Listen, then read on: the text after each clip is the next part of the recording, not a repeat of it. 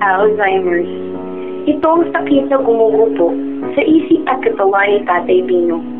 Isang malakansel na unti-unting pumapatay sa kanyang alaala at hindi ito alam. Maaga lagi siyang gumigising at walang sawang ginagawa ang mga nakaugalian niya. Masigla siya, lalo pat nalaman niya na kami ay papasyal. Ngunit, lingid sa kanya, ay ilalagak ko na siya sa kapatid ko, si Lian. Galit ako sa kanya, dahil lagi na lang si Lian ang paborito niya. Ako, laging palo at latay sa katawan o nakukuha mula sa mabigat niyang kamay.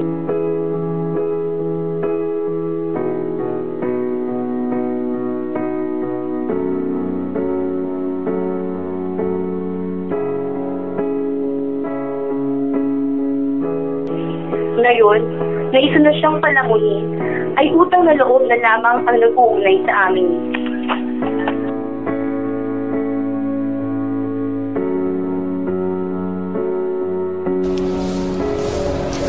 Ano ba? Bilisan mo.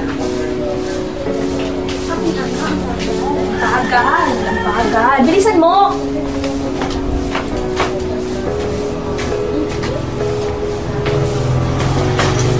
Kanina pa, ang bagal-bagal eh. Tatay mo? Kailan mo, chismosa? Tara.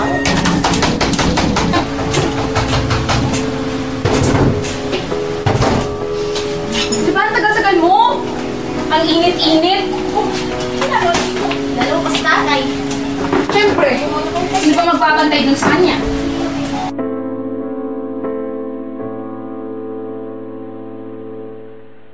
Paano kung masyong bigla? Pagtapan niya ng mga tambay dyan, nung sa inyo, may security guard, hindi yan makakalis mo. Kaya nga babantayan mo eh, kaya nga babantayan mo. May trabaho ng tao. Hindi ko kaya bantayan yan. Ano ba yan, di? Uwi na tayo. Kita mo. Uwi na tayo.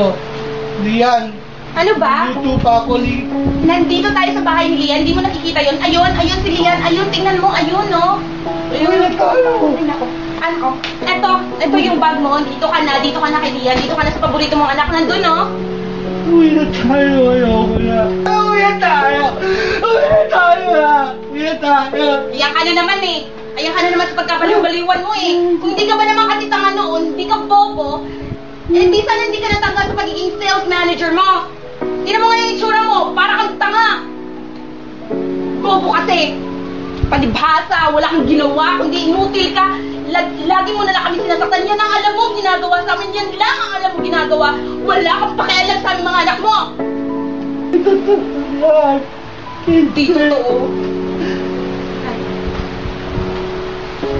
Ano na magagawin ko dyan? Hindi ko kailangan yan. Basahin mo siya. Ako wala akong panahon sa mga ganito ha. Wala akong panahon. Basahin mo siya. Basahin mo siya.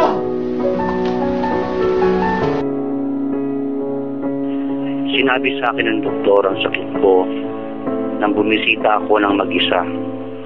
Naisip ko na bago tuluyang mawala ang aking alaala ay mapagsilbihan ko si Sheng na aking napagmalupitan sanhi ng pag-iwan sa amin ng kanyang ina.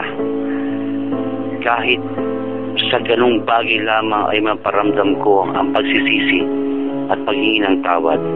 Mahal kita, anak.